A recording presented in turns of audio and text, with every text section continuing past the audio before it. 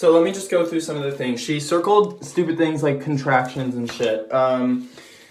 Going through it, she said she complimented us for having all of our rationales done, so that was something we did not need to turn into her, but she was like, this makes it a lot easier for me to contextualize what you're talking about. She highlighted a part of the prose passage rationale, which was from Waji's words, and it's literally, do you have a sad story? Well, that sucks for you, because she said in the analysis you need to stay obviously scholarly, and I laughed, and she said, who did that? And I said, Waji, and she said, of course he did. So she circled random things like Chinese, ancient Greek, the phrase, but it's up to the individual, because those are, but it's up to would be low diction, and the Chinese and ancient Greek things weren't capitalized. Every time we left in instructions, she crossed it out. But, you know, like, even while she's doing that, she was very nice, and, like, complimenting our script and stuff. I'm just trying to get the minor things through so that I can actually explain the big thing we have to do. When I put the phrase Old English translation next to the modern, she, like, went on this tangent about how if it was actually Old English, we wouldn't be able to read it, and that was so stupid of me or something. I was like...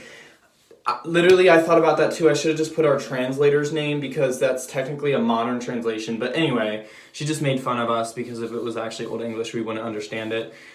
With that, we have to go with the prose and poetry from our book. We can't go with Ren's modern translation. So I'm sorry about that, Ren. But she was pretty. She like read through them. And, hell yeah, we're going with the original. Any other little things? No. She just kept complimenting us for having a lot of this done, and the two big things.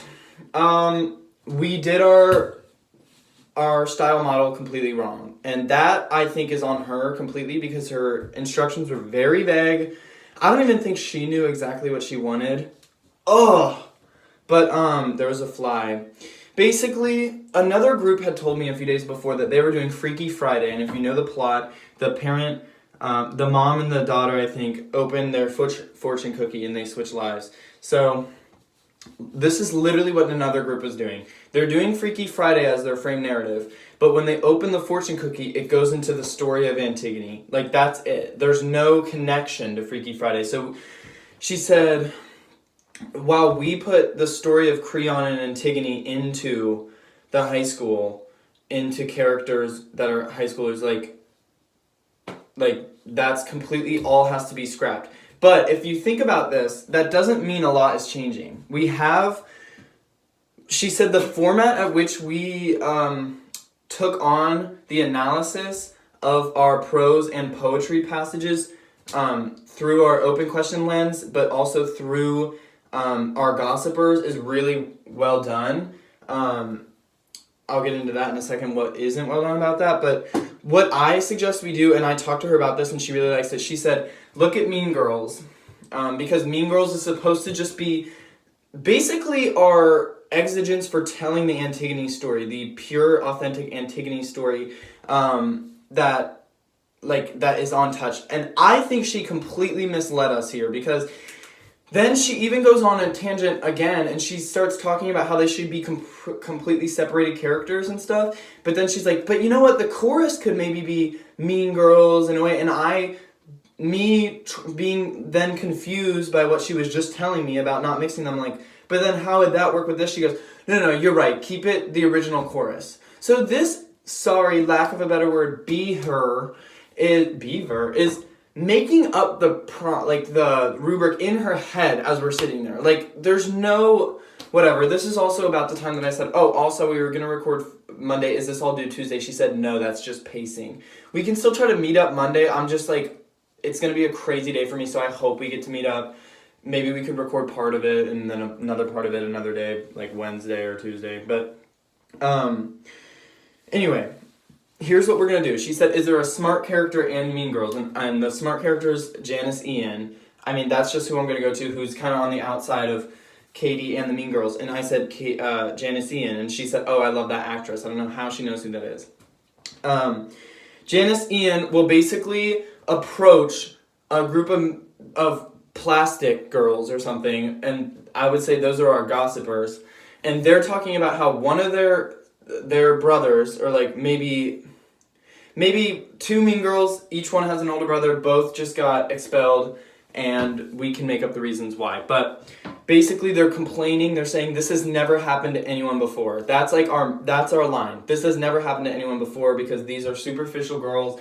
They are like, they're like, this is the worst thing ever. Only I have experienced this. Janice Ian is sitting or at her locker near them hearing this, approaches them. She's the scholarly one. She goes into the story of Antigone, kind of weird, but like Miss Wilson really likes it. She basically says, well, actually, have you heard the story of Antigone? This has happened to someone.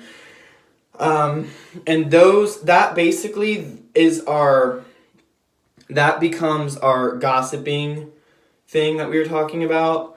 And then we lead into our poetry and prose. But like that sounds like a big change, and it is, but at the same time, like we're really just editing our gossiping section, and like we can keep a lot of it the same even though we're changing it. I don't know. I feel like you'll get what I'm talking about.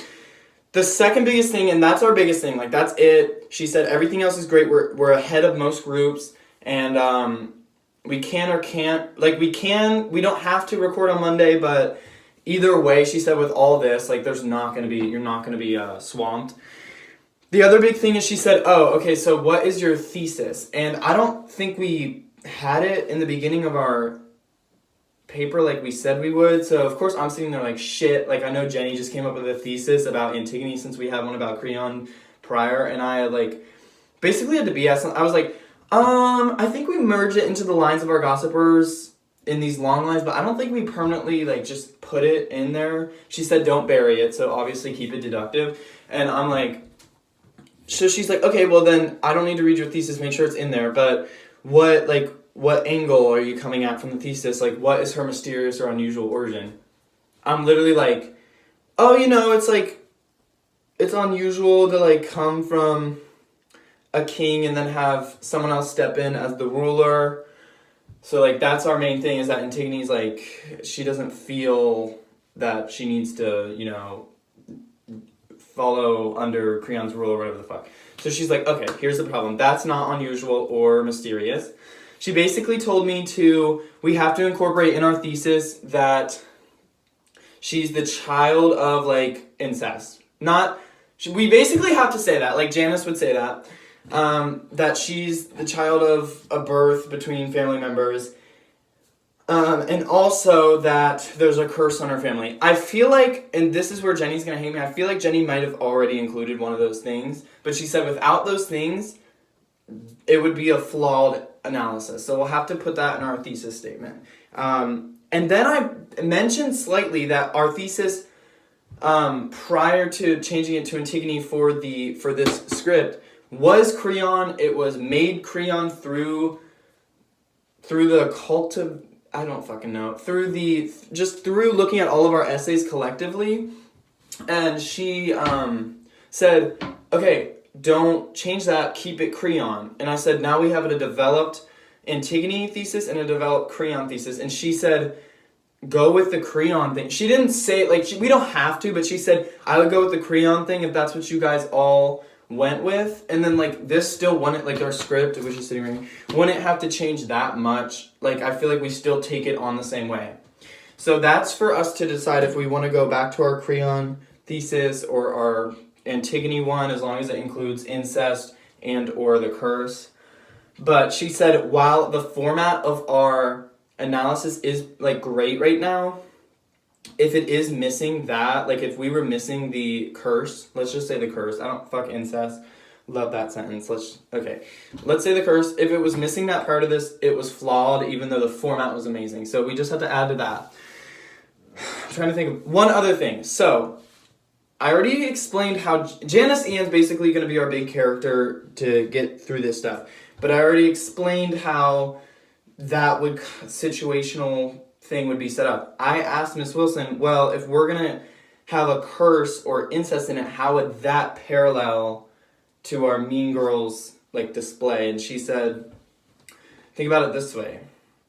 If there was gossip or something, you could have one of the characters be saying about one of the brothers that got expelled. You would say, well, have you heard like what family they come from, like what their dad has done or what their mom has done. It's not what their dad, whose uncle she had sex with or aunt he had sex with. It's more like they robbed a bank or something. Just something that, like, if we do go the Antigone route with the curse or the incest, we go like, yeah, they come from a family that's messed up. Have you heard what their parents have done? Okay, bye guys. That's literally it. Other than that, she really likes us. She was smiling the whole time. We talked. I complimented her hair.